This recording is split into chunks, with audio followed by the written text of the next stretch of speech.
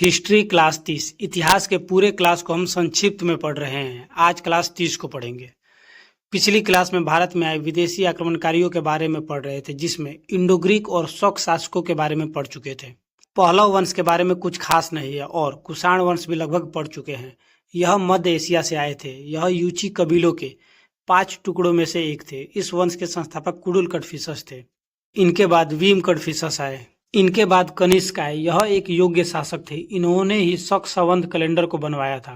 कनिष्क ने ही पाटलिपुत्र पर आक्रमण किया और महात्मा बुद्ध का दीक्षा पात्र और अश्वघोष को उठा के लेके चला गया था। अश्वघोष एक महान शिक्षक थे। यह एक बहुत बड़े विद्वान भी थे। कनिष्क के दरबार में ही चरक, पार्क, नागार्जुन, वसुमित्र जैसे महान विद्वान रहते थे। नागार्जुन की पुस्तक का नाम माध्यमिका सूत्र था।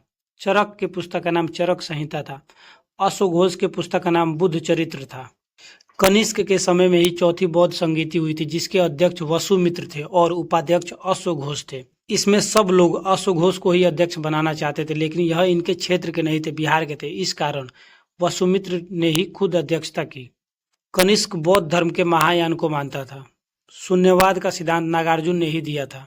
उस वक्त चाइना बहुत ज्यादा व्यापार करता था। कनिष्क ने चाइना के उत्तरी रेशम मार्ग पर अधिकार कर लिया था। कनिष्क के समय में 2 प्रमुख बंदरगाह थे, एक बंगाल में ताम्रलिप्त बंदरगाह और दूसरा महाराष्ट्र में सोपारा बंदरगाह।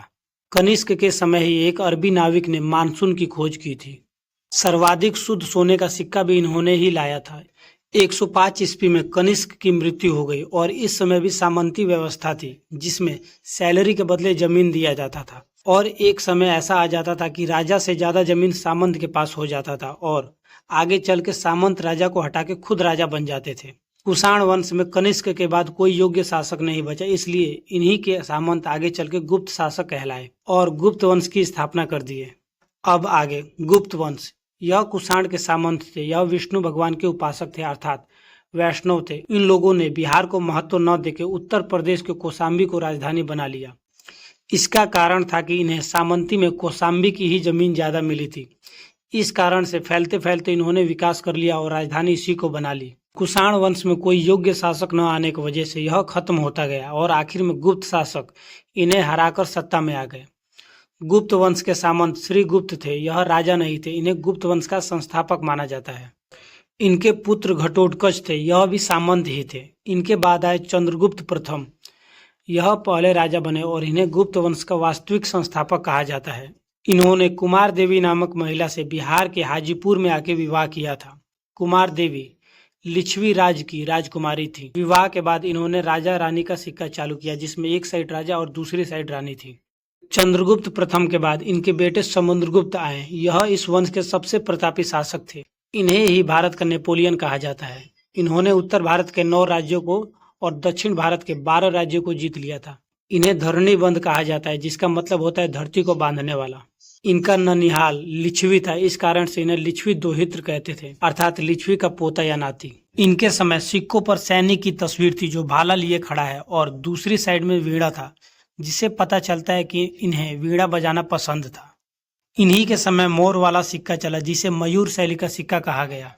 समुद्रगुप्त के दरबारी कवि का नाम हरिसेन था। इन्होंने ही समुद्रगुप्त के कहने पर प्रयाग में एक अभिलेख बनवाया है, जिसे प्रयाग प्रशस्त्री अभिलेख कहते हैं। इन्हीं के समय में श्रीलंका के राजा भारत में एक बौद्ध मंदिर बनवाना चाहते थे, तब उन्होंने समुद्रगुप्त से परमिशन लिया था। ऐसा कहा जाता है कि समुद्रगुप्त का घोड़ा 3 समुद्र का पानी पीता था। इसका मतलब हुआ कि अरब सागर से लेके बंगाल की खाड़ी और हिंद महासागर तक इनके क्षेत्र में आता था। समुद्रगुप्त के बचपन का नाम काची था। समुद्रगुप्त के बाद आए रामगुप्त। यह अयोग्य थे। इनकी पत्नी का नाम देवी था। इनके भाई चंद्रगुप्त द्वितीय एक योग्य शासक थे। रामगुप्त की बीवी देवी और चंद्रगुप्त द्वितीय के बीच प्रेम हो गया, जिस वजह से इन लोगों ने रामगुप्त को मार दिया और चंद्रगुप्त द्वितीय और देवी शादी कर लिए। विशाख दत्त की एक पुस्तक है देवी चंद्रगुप्तम, इसमें ही इन बातों की चर्चा है।